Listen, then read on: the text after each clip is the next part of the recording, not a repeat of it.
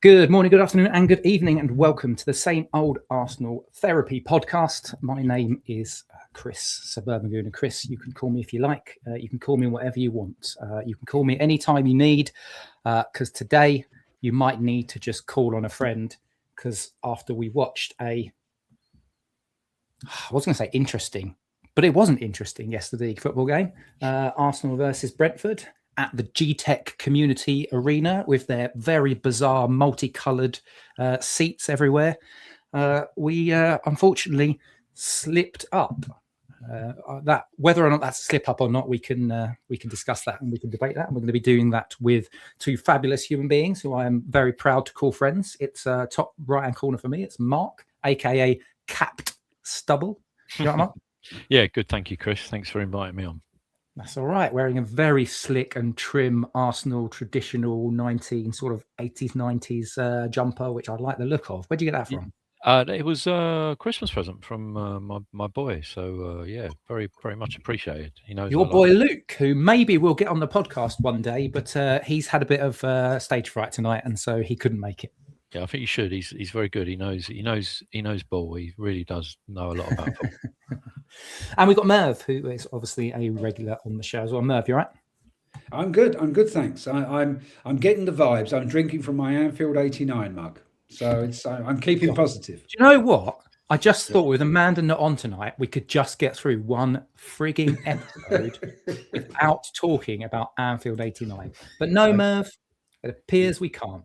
No. So thank you very much for completely. I was going to say spoiling the vibes, but I think the vibes are going to be spoiled anyway. Let's go to a vibes check actually, because we've got two interesting guests and myself tonight. Because Merv, you and I obviously watched it from the comfort of our own sofa, not in the rain. But Mark, you were there at the game last night, so I'm going to go to you first. I just want a bit of a overarching vibes check as to two things: how you felt immediately after the game, and how you're feeling now, because obviously that colours a bit of it, doesn't it? Because like you're in the raw emotion of the game, you don't have to deal with the stupid TNT presenters, but you do just watch that game just as a raw, unfiltered bit of football. So how did you feel at the end, and then how do you feel at the moment? Yeah, I mean, I think we were all, the fans were all really gutted at the end of the game. I think the support had been pretty good, and that's the other thing as well. You're never too sure how that comes across on the TV, whether you can be heard like very loud or not. But I thought the support was pretty good. I think it did die a bit of a death after the equaliser, and then with the amount of pressure they were then putting us under, and then again you get that chance, and when you're in the ground, that chance with Martinelli, he's down our end. He's got the chance. I mean, I think it's a decent opportunity, and a combination of him not lifting it, keeper coming out quick and getting his arm up is a decent save. I think that as well, kicks the atmosphere in the nuts from our point of view. And then of course on top of that, you've not really got a great deal of access to social media. You're then stuck trying to get out of the ground. It's a horrendous ground to try and get out of the bowl, out the back and get away from. You're watching and like you're looking at them and you're thinking, have you just like won a FA Cup quarter-final or something? The way they were celebrating it, the players went on a whole sort of victory lap, so it's very weird. But so you're really pissed off on that, but thankfully we managed to walk over Kew Bridge, go down to Rose and Crown, and Luke and I had a couple of pints in there and had a chat about the game. So again, you're missing that sort of all the angst that's piling onto Twitter is my preferred platform. So you're missing all of that angst. So you get the opportunity to kind of decompress slightly differently than you do when you're at home, because at home you're probably seeing a lot of different opinions coming in on social media. So we were gutted, but yeah, I think there are bigger issues. There are bigger issues that you've got to look at rather than that performance, which presumably is one of the things we'll talk about this evening. Yeah, we absolutely will. Merv, do you want to do a quick temperature check on your feeling? It's interesting what you said there, Mark, about where you were at. So did you basically, sorry, I'm going to go, even so I said Merv, I'm going to go back to Mark. That's okay. So you guys came out of there and you were just a bit like, that was tough. That was a bit of a battle. Just take it and move the hell on. Was that generally the feeling? Yeah, you when you're coming out of the stadium, you kind of like, you haven't got much option. And other than that, I mean, thankfully, it's not a game where you got to maybe think about a long journey back, or keeping your wits about you and all that. So you haven't got any of that to worry about. So I think it was just I think we moved on. We spoke about the game a little bit and the performances within the game from the team and the manager, and you move on very quickly to the fact that okay, it's 4 points now, and you're thinking now more about the next game and everything coming up. Not necessarily Wigan, but Wolves away and then Spurs away. It's not ideal to have 3 away league games in a row, but that's just how it works. When you got rearranged games. So yeah, it wasn't. It was more. I think it's just more about the bigger issue than just last night, because I think last night was just another example of the bigger issue. Yeah, we'll come to that though. We will come to that. Sure. Merv, temperature check from you sitting where you were sat on your sofa. Yeah, well, I'm going to be optimistic, Merv, here. Brentford are 7th. They've done pretty well in most of their big games this season. Keith Andrews has had a big impact. So I wasn't. I mean, yes, at kickoff I expected to win, but ultimately, at the end of it, we weren't 100% on top of our game. They kept coming back at us. They got a second wind, and in front of their own fans. As I said, we're not the only team that they've come back at this season. And I think we did have a couple of chances towards the end that we could have, on another day, made something of. But I felt that it's annoying. But I think that those of us who are very down about it, it's probably we're still down about that Liverpool City game and the way that ended. Because if this was 6 or 7 points clear still, and then okay, we've only added another point, we wouldn't be that concerned. The fact it's back down to 4 now, and we look at what City have got coming up, and they maybe don't have the most difficult run-in, although they probably think we don't have the most difficult run-in. I think that go to Wolves, get a big win. They are rock bottom and almost relegated. And not just make that 7 points again, but make the goal difference as well an extra point. And I feel we actually, at the end of the game, I thought, it was probably only worth a point. We weren't on top of our game. I think that there are one or two, we won't go into individual players yet, but I think we missed Saliba at the back, and Mosquera was fantastic. And his, denying Thiago at the end was fantastic. But, I think there's a change in Gabriel when Saliba isn't there. But anyway, we're going into individual players. That wasn't the point. My sense check is, I was a bit down, but I'm still keeping optimistic, and I still think we're going to win the league. Yeah, I will make a confession. There is Amanda's husband, Carl, who often does some of the admin for us in the background. Good Nation is a lovely man, and every single week he puts a question in, which is, "Who's going to win the league?" And I refuse to answer it. Deep down, for probably since around Christmas time, I've sort of started thinking it might be us, but I didn't want to manifest it out loud in case I get, the footballing gods come against us. So yesterday's game was the sort of game that, and again, we need to get into this. In fact, I think we will get into this, and then we'll talk about the game. Yesterday's game was the sort of game that made me think, I'm not 100%. Maybe I was never 100% sure, but I'm not as confident as I was.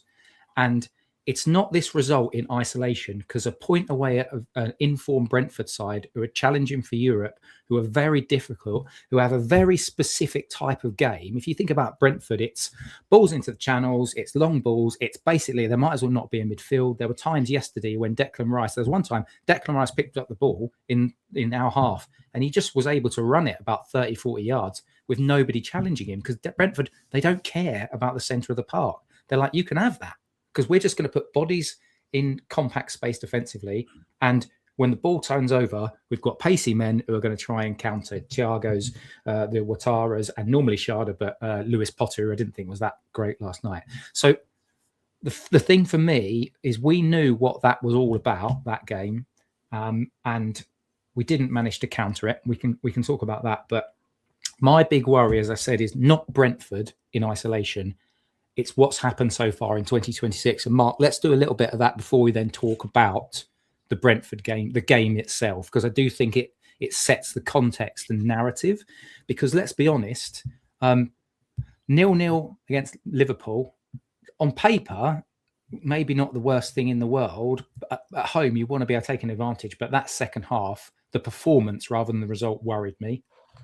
0-0 against Nottingham Forest, the performance rather than the result, although the performance wasn't too bad, but yeah, the result probably there more than anything else.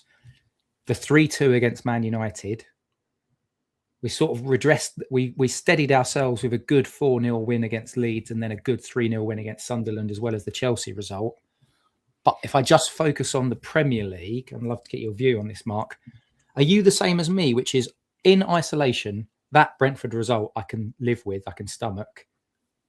But what I'm really struggling with is the 2026 form so far. What do you think?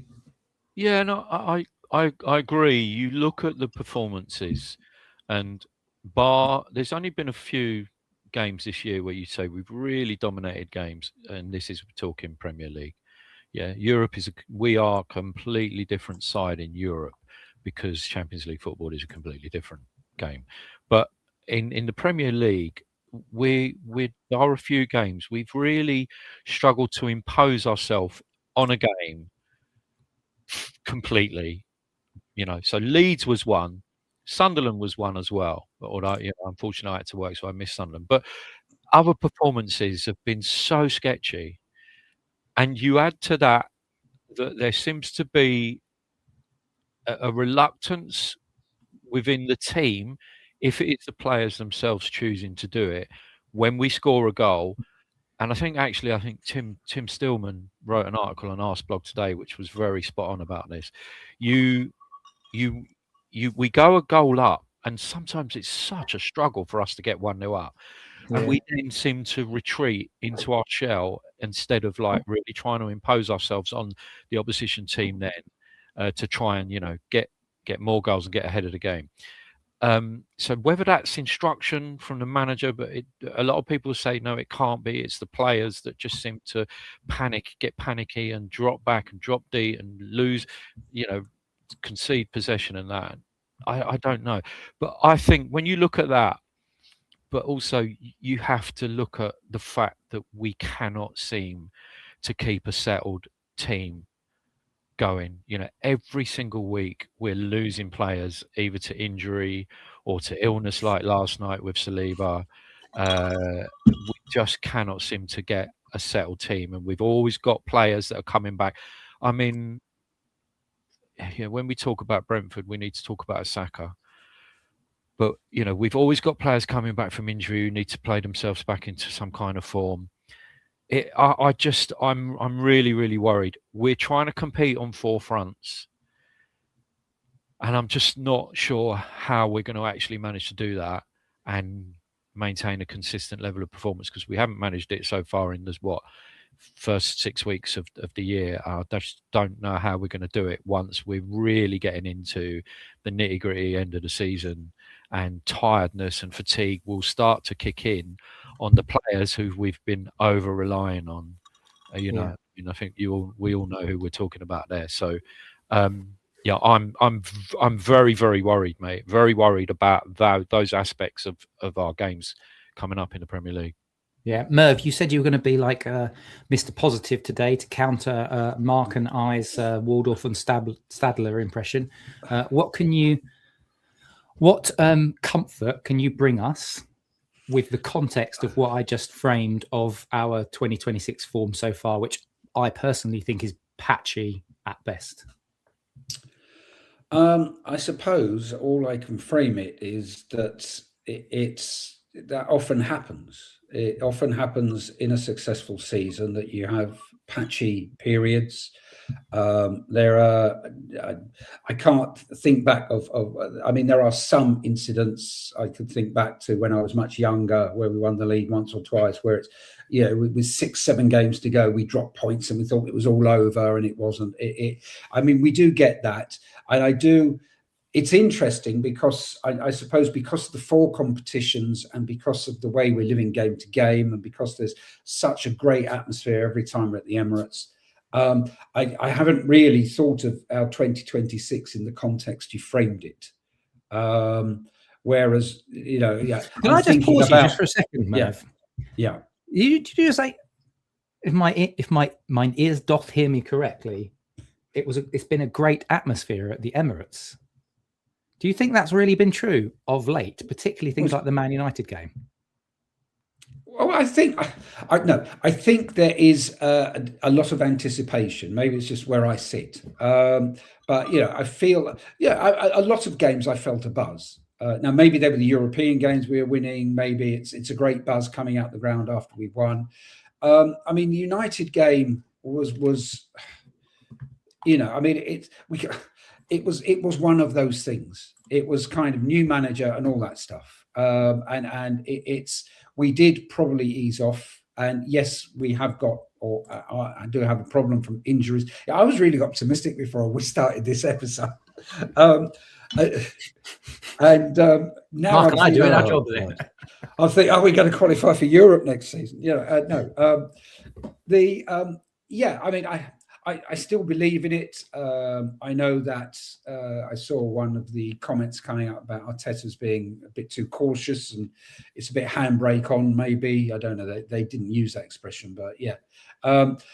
Maybe he is. Maybe because of the injuries and the niggles that have been piling up, and the fact that we're going in 4 competitions. So I suppose that I mean, I still feel optimistic. I still feel that we are in with a good chance of winning the league this season if we find now I've got to say, if we find the form we had earlier in the season. But I have enjoyed going to the Emirates, and I have enjoyed it. Okay, maybe I'm seeing the atmosphere differently, but I mean, I just think of things like the Chelsea game and things like that, the other week, and kind of those things are very positive. And I'm trying not to get too down about, say, last night, which was frustrating, but I'm still sticking with we're still 4 points ahead. We've still got games to win. I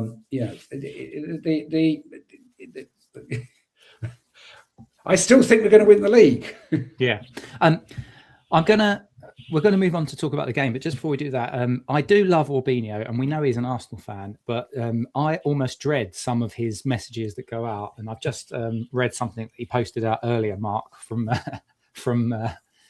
Blue Sky, and he just went the last 16 years of Premier League champions and where they were at on 26 matches, where we're at the moment. So we're on 57 points. So there looks like, of all of that, there are 1, 2, 3 teams. So 3 times in the last 16 years has a team been on 57 points at the 26 match stage. It's just one of those stats that makes you go, oh, bloody hell. But to be fair, that doesn't really tell you too much, because there are some seasons in which some teams just absolutely blitz it, like Liverpool in 2019-20 were on 76 points after this. There are some seasons where, like Man City and Liverpool, have just essentially just completely steamrolled everyone in the league. That doesn't happen anymore because of the quality of the league. Is that really is that a question around the quality of the league, do you think? Or is it a question around the fact that we're maybe wobbling a little bit? I think, to be fair, some of it would come down to the quality of the league, but not in the way that some people are talking about. These fans from other clubs who know they're not going to win the league, obviously disparaging it as what a terrible Premier League this season is. It's kind of like, that's, because you're not in it, so you're just being a bitter bitch. So go away and cry to someone else who cares. But it's a tougher. I think this is a tough Premier League season. Particularly with the change in how teams are playing now. Now teams are playing a lot more low blocks. They're concentrating on trying to score goals from set pieces. There's not so much open play. Open play means that the better teams are going to win more games. Low blocks and relying on set pieces is making it harder. And I think the quality of these teams doing low blocks, etc., are better. I think the defenders are better, the midfielders are better, and if you're playing that system, you're going to make it harder for any team to break you down. I mean, look, there's a reason why Liverpool are struggling so badly. There's a reason why Man City are not top of the table. We have ground out results. When you look at our results, a lot of them are one-goal wins that we have had to actually, attrition our way through. And we're top for a reason, because we've been the best side. So I don't think a stat like that is anything for us to be particularly worried about. At the end of the day, the team with the most points wins the league, and that's all we want to be, the team with the most points, or the most points and the best goal. That makes sense. Mark, I'm going to stick with you, because you said it's not a stat that we need to worry about, but I do think that first half is something that we need to worry about. Do you want to give me some thoughts about that first half? Because frankly, what I'm getting, and I wrote this in the blog this morning, I don't know about you, but I'm getting pissed off about us just essentially saying, let's shadow box teams for 45 minutes, and then we'll finish them off in the second half, because then you get games like what we saw last night. And it felt like there was an opportunity there to at least, establish some sort of marker in the first half. Brentford are a good side. Brentford played well. Brentford closed the spaces, and that was fine. But even on 2 minutes, Gabriel putting the ball out wide, like putting out for a corner with no pressure on him whatsoever. You see little signs like that early in a game. You just know it's not going to be that sort of game. So can you just contextualize the first 45 minutes, how that felt in the stadium, how everyone was feeling, and how you thought that first half unfolded, and what actually went wrong, in your opinion? Well, I guess there's two ways of looking at it. You can think about what the team has been sent out to play, and then you can look at actually how they process that on the pitch. As you said, and anxiety in the team will spread to the fans, and then maybe you're in a vicious circle where, if maybe the fans are a bit anxious, that spreads to the team. But there were instances, there were some really, really loose passes being played. The one you mentioned about Gabriel plays it straight out for a corner. I mean, David Raya, I love the guy. Bloody hell, yeah. But the two he got, it makes you laugh that we're so risk averse up the field. We'll sit and pass the ball around the arc of boredom for most of the game, because we're risk averse and don't want to lose the ball and get caught in transition. Yet our goalkeeper twice in the first half tried to roll the ball out completely in the wrong situation. First time to Gyökeres, didn't get the ball, and they're then attacking in our final third. And then the second one, when he gave it to Declan Rice with two players on him, and you're like, what are you doing, mate? Can you just calm down and not do that? Let's just, you got the ball, let's take a break, take your 8 seconds, and let's try and build again. But it was a really weird first half, because there was lots of loose passing, which is a technical thing. Why are the players doing that? But secondly, you then look at, well, what did we actually really? What were we trying to do? What on earth were we trying to achieve? Eze just saw nothing really of the ball. Again, another. He needs his own section, which we'll come to, mate. Yeah, another bigger issue. But there was just we just, as you said, shadow boxed. And it's almost as if it's a bit like in rugby. Don't get me wrong. I know jack shit about rugby, but I do understand that they have replacements on the bench that they bring on, as finishers, as it's where they call them now, finishers. And I'm wondering if Arteta's kind of getting this idea in his head that he has a bench that's strong, whereby, keep it tight, get to the last half an hour a game when we're playing against a tired defence who have been mentally and physically trying to low block us for that period of time, so they're going to be a bit worn out. Then bring on Martinelli and bring on other players who you think are going to make a difference. But I just think we should not look as timid as we did in that first half. Yeah. Do you know the problem with having that mindset of we'll just rely on our big guns and, making, the finishers, if I'm using Arteta's words, the finishers making the difference is what I think particularly at the Emirates, what first halves played at walking pace do is it just empowers and encourages the opposition to just, all right, we can just sit in and dig in. We've done 45. We can just do another 45. I think that's the thing that frustrates me more than anything else. Go for the jugular, take teams out, and then, play all the walking football. 1-0 up, first half. If you score in the first 15, 20 minutes, play all the walking football that you want until half time. And then as teams start to think we've got to go out, then go for the jugular.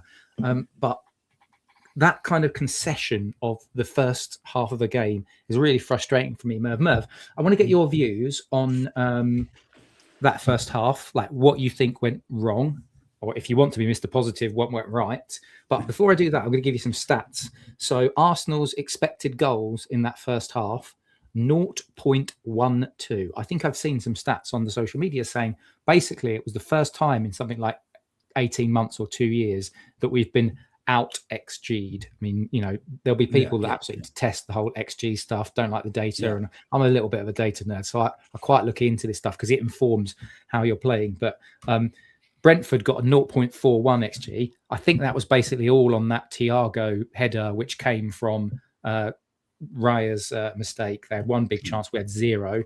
They had 3 shots in that first half. We had 1.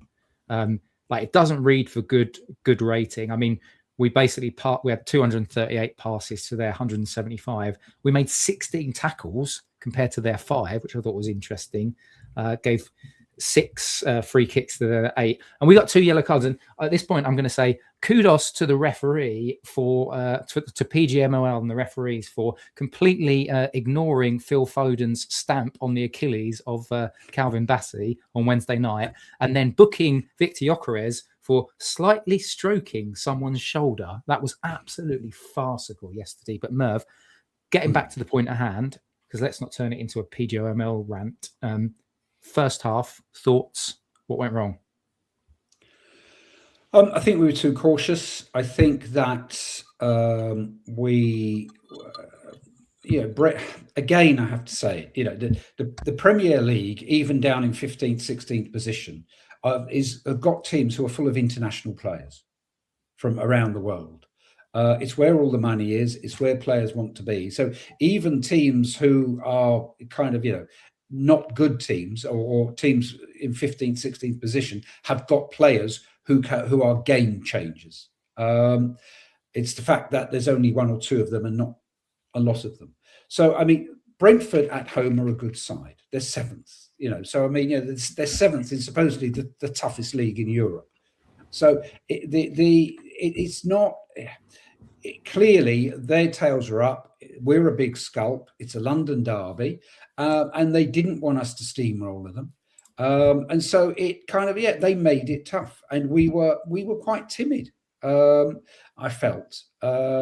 We weren't asserting ourselves. I think that there is a problem with Eberechi Eze, but as you said, we've probably got a section coming on that. We're going to do that next. We'll do that next. Yeah, okay. I think that Noni Madueke is one of those players. It's funny, when we signed him, the first thing I did was contact a Chelsea mate and said, why have you let him go? Why? And he said, it's because he's pure profit. He said, a lot of Chelsea fans are frustrated with him because you never know what he's going to do next, and sometimes it's the wrong thing. He said, but I always liked him because sometimes he did some really inspirational things and suddenly got a goal like the one he got last night. So I think that we weren't without, I suppose, the core that's got us there. So obviously we've got injuries. We've got, with no Havertz, with no Marino, and starting point with no Ødegaard, with no Saka. We had players who I suppose are not in our strongest starting 11. And Brentford were at us, and Brentford in front of their fans were, as a team in 7th place would, when the league leaders have come to them, will want to be on the front foot and will want to make life difficult. And I think there was nervousness with Raya. Obviously, it's his old club. He's playing in front of his old fans. Gabriel, as I said, I thought Mosquera played really, really well last night, but Gabriel isn't the same player when Saliba's there. The Rice Subamendi kind of axis was being broken up. It wasn't as strong as it has been, certainly in recent games. They made life difficult, and I think that we. It was one of those first halves where I was glad that it was 0-0. Arteta was probably going to change things around at half time, and it's I mean they're not a pushover. So I think we were in a game. We were playing a top 7 side away from home, a London derby, and they made it tough. And we weren't on the front foot, and maybe because the strongest 11 is at least 4 players, if not 5, missing from, if you like, our strongest 11, and that changes things. Okay, I want a 1 or 2 word answer, Merv, and then Mark, and then we'll move on to the next bit because I want to talk about the second half. Merv, starting with you. That first half, was that more Arsenal poor or Brentford good? I think it was more Brentford following a game plan to stifle us. Okay, Mark. Half and half, I'll say. I mean, yeah, Brentford played well. There's no doubt in that they, as Merv says, they had a game plan. They stuck to it. They executed it very, very well. I mean, there's a reason why they're 7th. But that was a very 1 and 2 word answer, wasn't it? 50-50. Right, fine. Sorry. Right, let's move on, and I'm going to go back to our old friend Orbinio for those mega positive stats. I actually like I say, I love Orbinio. It's brilliant. Some of the data and stuff that he comes across is interesting. Half the time, you just don't want to look at it before an Arsenal game because it's either like Arsenal have not been beaten by this team for 700 years, or it's Arsenal have had 1 shot on target against this team in 700 years. His tweet from last night, or his Blue Sky message from last time, is Arsenal had 1 shot in the first half. And I'll start with you, Mark. In the 15 minutes after half time until the goal on 60 minutes, they had 5, and then after that they didn't have another shot apart from the Martinelli big chance. And I think this sort of sings or speaks to what you were saying, Mark, about some of the worries about the wider problems here, because clearly Arteta gave them an absolute rocket at half time, and all of a sudden we had 15 minutes until Madueke scored of movement, transition, interchanging of the ball, like the players controlling, dominating passes, like finding each other. I thought it was really good for about 20 minutes. And then exactly the same as what happened to Man United, just retreated into our shell. What was your kind of perspective on that kind of passage of the game? And just to remind of the Orbinio's message, he said Arsenal had 1 shot in the first half. In the 15 minutes, so from 45 to 60, they had 5 shots, and then didn't manage another shot until Martinelli nearly scored and won it for us in injury time. Yeah, I mean, I think I saw something today that said that period, that first 15 minutes after half time has been very profitable for Arsenal. I mean, it's concerning because it was a poor first half, regardless of the credit we're going to give to Brentford. Let's forget about Brentford now and look at ourselves. It was a poor half from us. Don't know what we were trying to do. Eze gets hooked. Your players getting hooked at half time is not a good sign. And certainly, I think prior to this season, I don't think you saw Arteta doing that a lot or making multiple substitutions. And I think, we're seeing them now this season more so than the previous 3. So Eze getting hooked, not great. However, Ødegaard comes on, and I thought he looked really, really tidy for that period of time. He was getting in amongst it. He was, demanding the ball. He was playing the passes. He was really good. Now, I'm not sure what came first. We scored the goal, and I'm trying to think. There was a chance, I think, Rice might have laid back on for Ødegaard, and he blazed the shot over. Now, I'm not sure where that came in the game in terms of the goal, or was it before or after. But Ødegaard, after that, seemed to really revert to the Ødegaard that we've seen this season, which is not brave on the ball, not trying adventurous passes, not being as physically strong, and that's in duels or, you know, in terms of actually getting about and what he's doing with the ball when he's got the ball at his feet. So I don't know what happened there, whether that was because of that chant or whether it was because as the same as we saw at Man United, we got one up and then we seemed to just panic and then we're letting other teams back into it. Instead of putting our foot on the throat of teams, we're stepping off and we're letting them get up. And, you know, and we're saying, oh, okay, you know, should we go again? Why is that? Sorry to cut over you. Why is that? Do you think that is the mentality? Do you think there's something wrong with this? It's worried me. It's worried me for ages that we seem to be doing it. We did it at Wolves. You know, look at what happened at Wolves. You get one up, and then we dropped so deep against a team that are bottom of the table. We're dropping back almost to the edge of our box, giving them time and space, and then all it takes is one decent ball in and a nice run from centre forward who gets his head on it, and, you know, you're going to end up in trouble. And thankfully, we rescued that with a very late winner. But I don't understand why we're doing it. I can't get my head around if it's a tactic that's coming from the manager or if it's something that's just happening with the players. Now, people say it's not a tactic. It can't be a tactic. They're saying it's the players. But then if it's the players, a manager as active and as emotional on the touchline as Arteta is, I would expect to see him going apeshit, waving his arms, trying to get him out. And I don't always see it, you know what I mean? Obviously, it's not always easy to see. I mean, I can see it at the Emirates because he's normally going to be in our eye line from where I sit. But I don't know, but it's a real worry, mate. We go one up and then we seem to like regress. And it's a real worry. And I agree with that. It would be a stupid tactic, which is why, you know, while I have my thoughts on Mikel Arteta, I'm not sure that it can be a tactic. So therefore, if it's the players doing it, he needs to get on top of that. He needs to be getting on top of that because it's happening far too often and it's costing us. It's costing us in games. Yeah. I want to jump back because Eze was hooked Merv at halftime, and then I'll grab your thoughts on this. Let's ask the Eze question. Are you concerned? Because personally,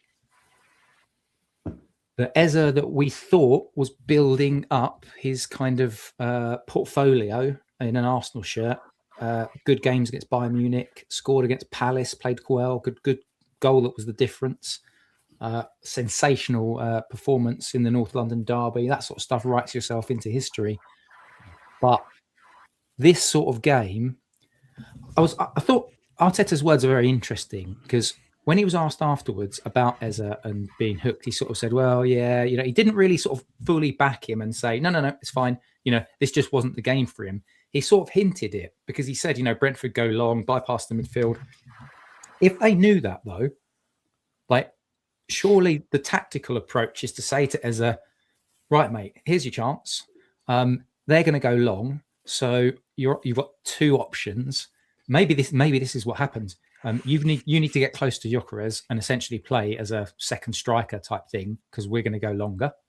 And by the way, when ball transitions over, you're going to have to be sprinting the length of the pitch because that's what all of the Arsenal players do. One of the things you often hear from opposition is it's crazy when we've got the ball and 11 men just find their positions and flood back and make it difficult for us. So the two things have happened. Either Arteta's not giving him that instruction or he's not doing it. What's your thoughts on where Eze's at, Merv? I think that it's a difficult one because it came out the blue, really. I mean, when we signed him, suddenly we kind of signed him, and it's kind of like, you know, we were doing a lot of business in the summer, which we needed to do to get kind of, you know, two people in all the key positions. But it seemed an odd person to go back for, and I don't know if that's because it had such a great season with Palace and the cup final and everything, that it was kind of, you know, we lost this guy years ago when he was a youngster, and it's a chance to get him back because before Spurs get him. And so I don't really know. I think we were all excited because we thought he was going to Spurs, and then he came to us. He doesn't seem to have a role. He doesn't. I get the impression, except for the Spurs game, where I think he just cut loose and did whatever he was supposed to do. I'm not 100% sure. He never strikes me as somebody who knows where he's supposed to be. Where I think tactically, even players like Martin Ødegaard, who I know is kind of obviously a lot of faith is being lost by Arsenal fans in him. But yeah, they seem to know where they are supposed to be. Maybe it's because of 3-4 years of being playing under Arteta, everybody kind of intrinsically knows who's been there for that length of time, how he wants us to play, where he wants everybody to be, when he wants Saka to drop back, when he wants Saka to double up. They all know that. And it strikes me that Eze doesn't seem to know where he's supposed to be or what he's supposed to be doing some of the time. And so it seems to bypass him. And does it bypass him because he's not in the right place? Or does it bypass him because he's confused about what he's supposed to be doing? I don't know.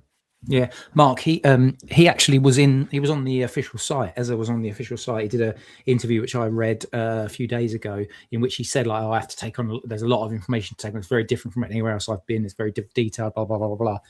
What's your perspective on why he's struggling at the moment, and how do we rectify this, or can this be rectified? Or is this all just, as some people have suggested on social media, Arteta probably just doesn't know how to use him or doesn't trust him, and is that only going in one direction? We spent a lot of money on him, so I'm hard pressed to see it only going in one direction. If that direction is, out the door.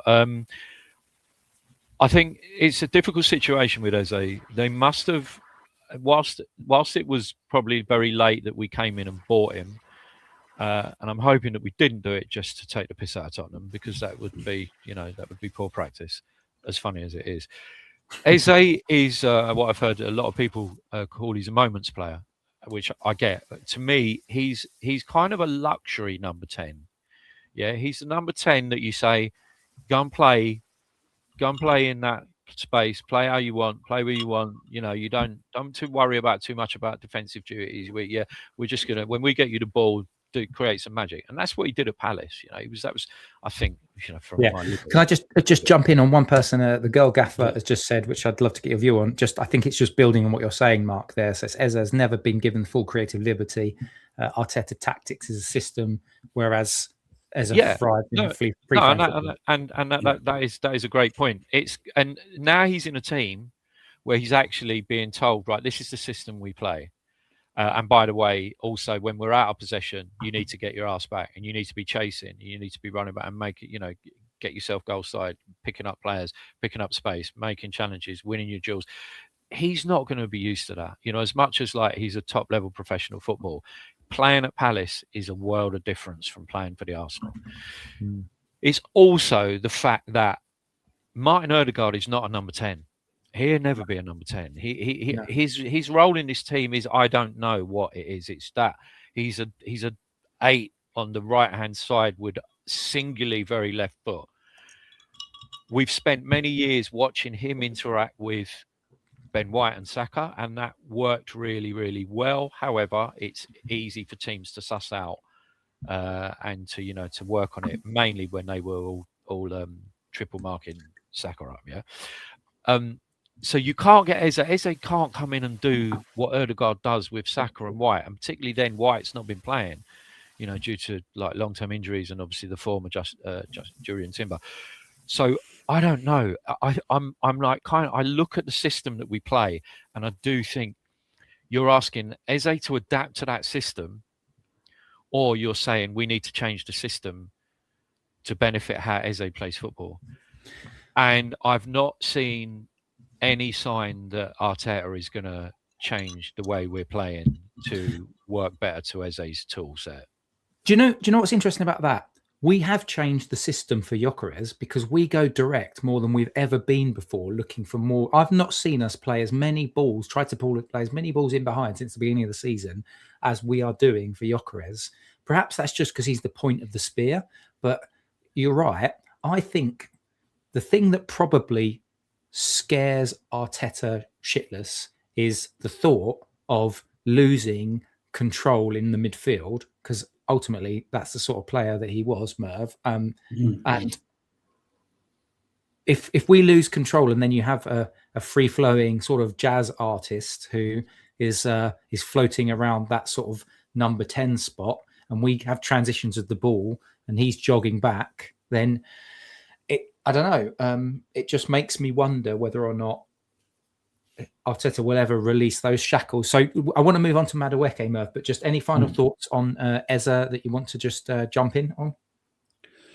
Oh, well, I think at some stage, they've got for next season, whatever happens this season, they I think need to have a system whereby it can play to his strengths. I mean, a lot of games he doesn't start. He comes on, but I think that the system that Arteta likes to use has to adapt to incorporate his more Eze's more kind of free flowing kind of not making it up on the spot, but he just reacts to instant moments and does things, and I think it's in a very structured system. It doesn't work. But why they didn't know that, and I know a couple of comments are saying that Palace was the main man, he could do what he wanted.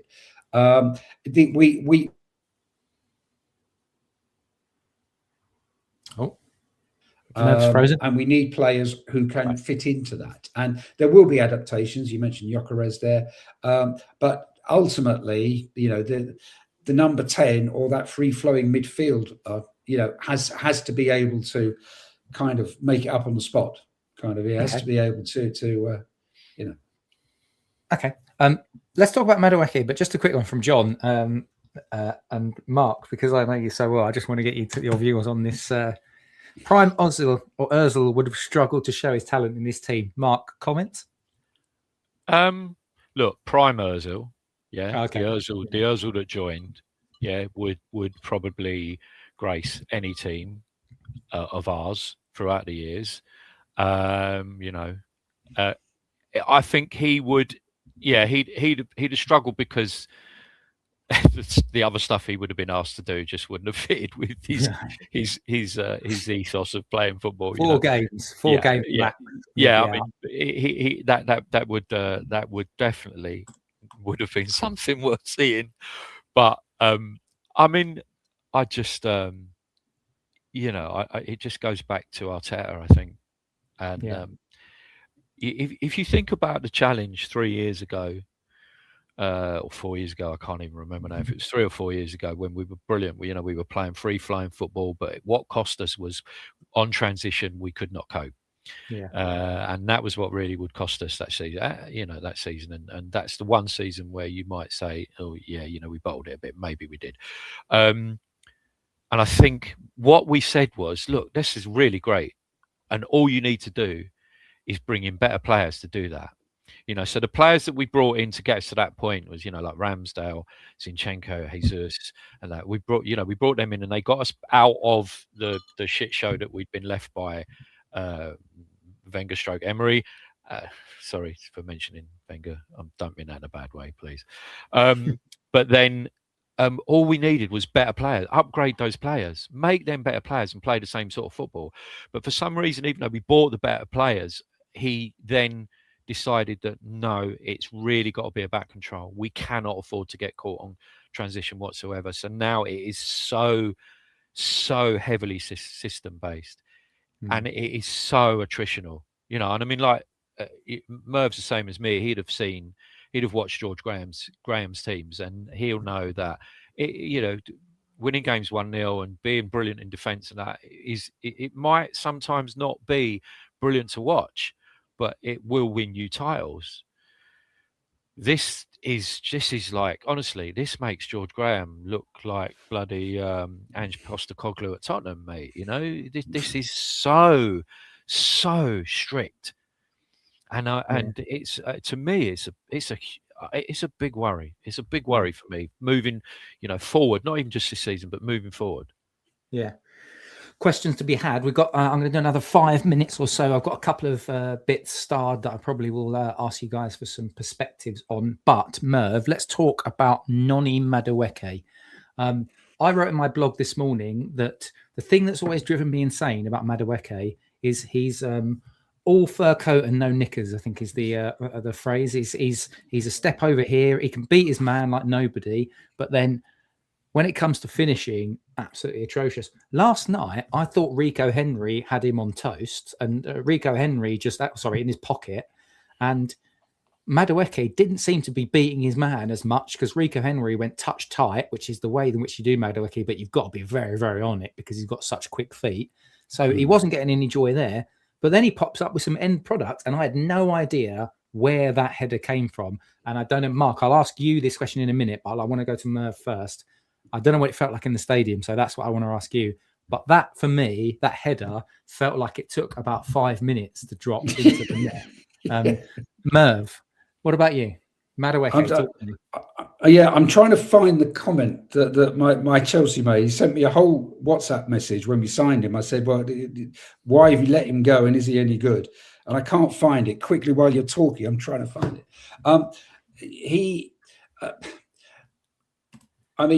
Because I had that insight that I can't find at the moment, that I knew from the start he was going to be a frustrating player.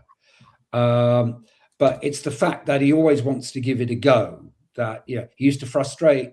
Going back to Chelsea fans, he used to frustrate them, but he was always up to have a go. He was always ready to try and take the guy on again, and that kind of thing. The building in the summer was to have obviously cover for all the main players, but players who were slightly different. So cover for Saka wasn't another Saka. It was somebody who could maybe do something different. And I think that's probably what we liked about Madueke. I mean, he's an England international. They weren't asking a lot for him. And he's the kind of player that can suddenly do something. Now, we haven't seen a lot of that. I mean, as you say, that header, I was shocked when he hit the back of the net. I thought it was just slowly sailing over the bar or something. But it's the kind of thing that I was led to believe by others who had been watching him for a couple of seasons that he can suddenly do. But he also seems to run into blind alleys and seems to kind of, is trying to get past people he can't get past. So he strikes me differently to Eze, again, as quite a frustrating player to watch, but can have moments of brilliance or moments like last night. And it's... I mean, I don't know that we've seen enough of him. I mean, obviously he's been playing from the start the last few games because Saka's been injured. But I don't know we've seen enough of him to say this is where he fits in Arsenal or this is a bad signing and, we need to cut our losses. Mark. Nonny. Yeah. So the first question is, in the ground, did that feel like it took an age to go in? Or is it a bit different? And the next bit is, I guess, just a general sort of overview on his performance and him as a player, I guess. Yeah, it did, to be honest, because like when you see Nketiah knock that ball across and you're thinking, right, who's on the end of that? And you see his Nonny and you're thinking, okay, all right, I'm not too sure what's, in that split second as football fans where we've got the experience of working that shit out straight away, we're like, oh, it's Madueke. I'm really not sure what's going to happen here. And he got up and he planted that's a really, really great header because he's done exactly what you tell forwards to do. He's gone back the way the ball's come from and he's looped it right in the corner. And like you say, because it's that loop, it's like you're watching it and you're thinking, where's it going? Where's it going? And then it drops in and then you're like, limbs. And it's brilliant. And it was fantastic. Nonny himself, you see, Nonny is very, very unlike any of the other three wide players we got. So the two on the left, he's nothing like them, and Saka, he's nothing like Saka. He's a bag of tricks, and you never really know what he's going to do. But I think what often happens is he'll try and do his thing early doors against his fullback to really put the doubt in the fullback's mind that you don't know what I'm going to do. Am I going to come inside on my left? My favoured left, and then I'm going to try and get a shot out, or I'm going to try and put a cross in, or am I going to go down the line and put a cross in? So I think he tries that, and I think it worked for a short period of time. Not that it was a great deal of end product from it.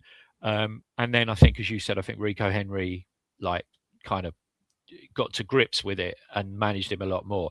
I think the other thing, Noni, is that because of what he does, he can't do the same stuff that Saka does with Trossard stroke Eze, or with the right back.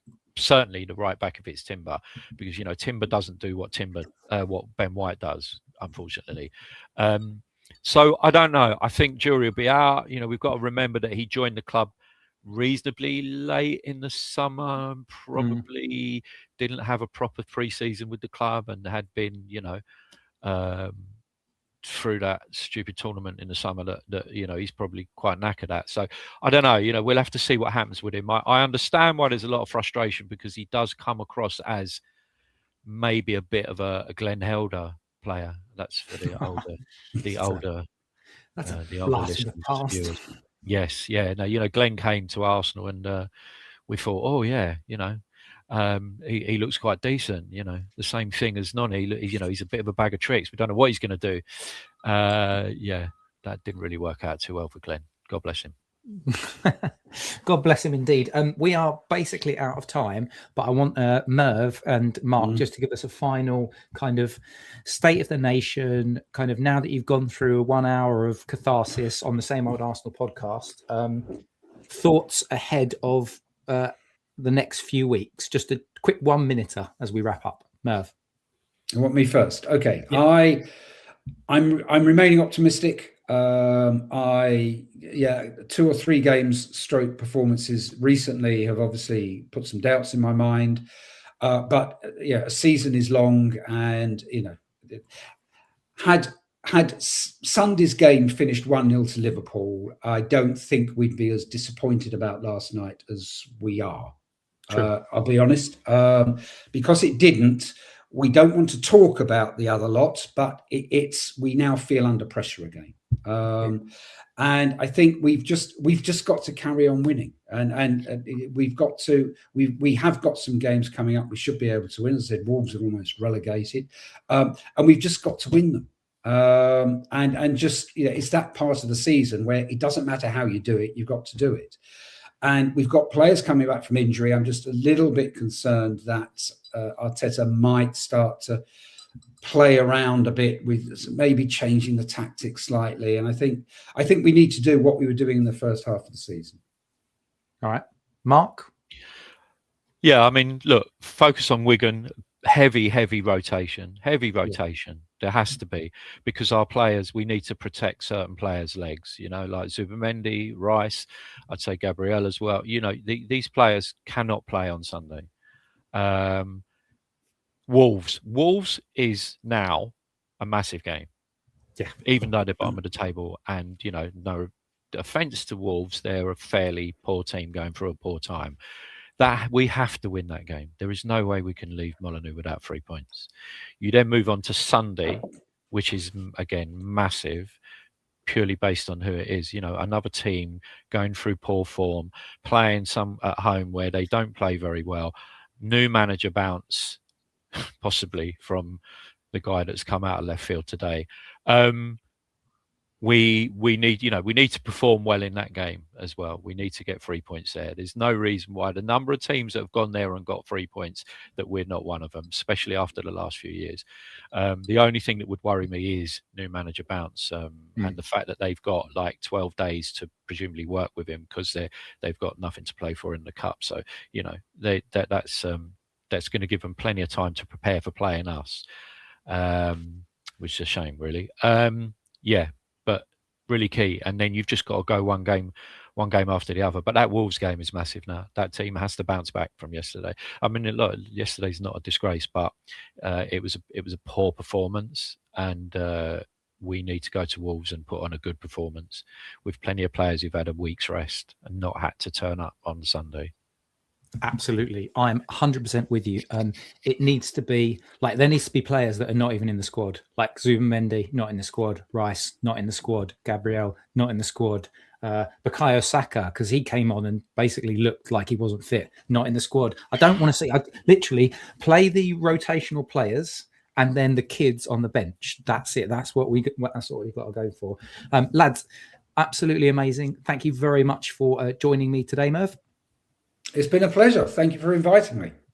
Always a pleasure. Never a chore. Mark, thank you very much. Yeah, cheers, mate. Sorry for the waffle. You know what happens when you get me talking about Arsenal.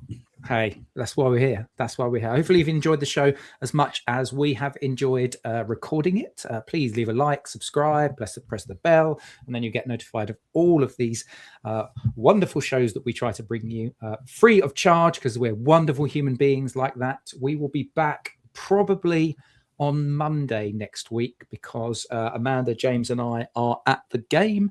But from now,